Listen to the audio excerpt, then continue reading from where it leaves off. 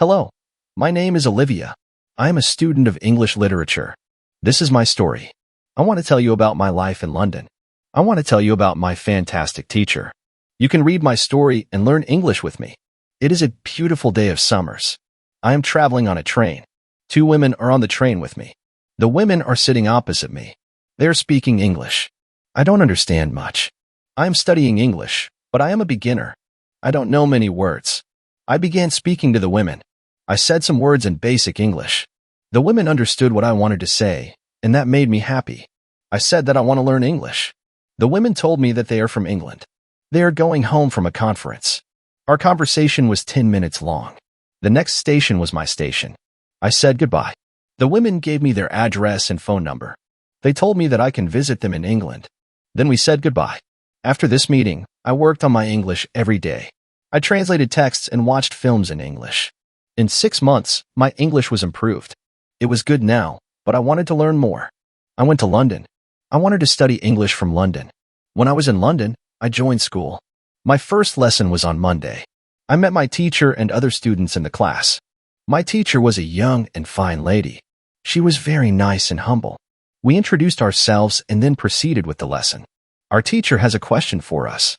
She wanted to know our general knowledge about the language. Our teacher told that she can teach through a very effective method to learn English. This method was very simple. Our teacher tells us that we would not have to study. We won't have to read textbooks, but we would have to use English a lot in our daily lives. It turned out very effective for me. I did not like studying from the textbooks because they confused me. Then we spoke about what is important when we learned a new language. Our teacher told us. Language is a purpose and a mode for communication. We need languages to communicate. Languages help us to express ideas and thoughts. So when you learn a new language, the best method is to use the language to express our feelings and to communication with other people as well.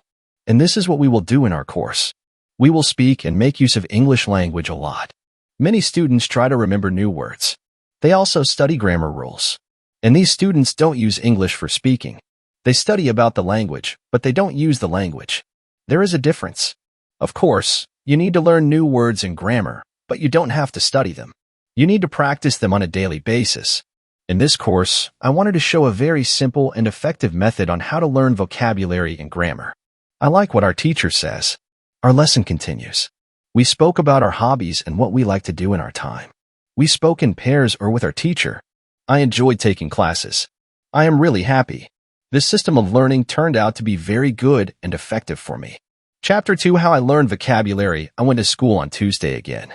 One of the students asked the question, which was interesting for me. She asked, "What is the best way to learn new words?" Our teacher told, "There are many things you can do to learn new words. I will tell you what is statistically the most effective way for learning new words. It is reading. When people read, they learn new words of their language. They learn twice as fast as people who don't read. It is good to read for at least 30 minutes every day. I want to show you what you should do if you want to get the maximum profit from reading. First, it is very important that the book or text which you read is interesting for you. It is important that you enjoy reading the book.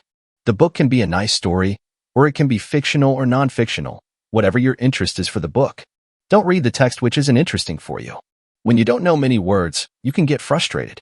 You always want to enjoy everything you do while using the language. It is effective to choose a text which is interesting and also okay for your level. When you read the text and you see a word which you don't understand, you should take a dictionary and find the word in the dictionary. Then you would look at its meaning. This will make better understanding of the text, and your knowledge for the text will be increased. You won't have to write the word anywhere. The word will automatically get locked in your brain, and you will always remember its meaning. Wherever you will see this word again. Every time when there is a new word for you, you will do the same. Reading also has another great advantage. When you read, you learn new words, and you also learn how each word is connected to other words in the sentence. You can see how to link the words correctly. This way of learning new words is very effective. Try it, and you will see how fast you can learn new words. Then we continue with the lesson. We speak about the situation in England and about the best jobs for students. This is good for me because I want to get a job. I want to do something in my spare time after school. I asked other students if they know that from where I can find a job. They told me that I should go to a job center. The job center offers a lot of jobs, especially for students. This is good for me. I am happy that I know from where I can find a job. When my day at school was over, I went to the job center.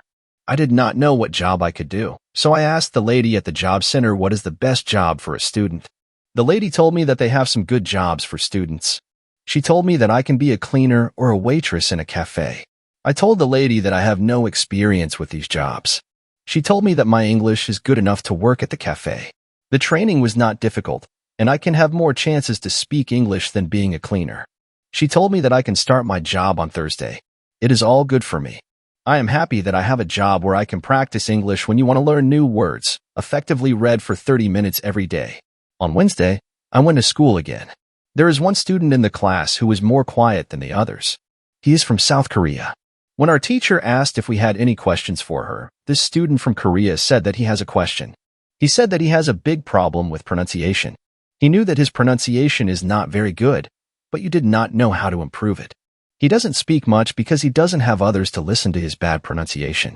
He said that he reads and watches films in English a lot. He understands very well, but he also wants to improve speaking. He asked if there is something he could do to be better at pronunciation. When my teacher heard this, she said, "Okay, I will tell you something about pronunciation and how to practice it. I will also teach you techniques which can help all of you to become better at pronunciation. First, we have to look at why students have problem with pronunciation. When we speak, we have to move our mouth. We have to use muscles in our mouth. We all do that. The problem is that when you speak English, sometimes you use your muscles the same way you would use them in your native language. Then your pronunciation is different from the pronunciation of native speakers.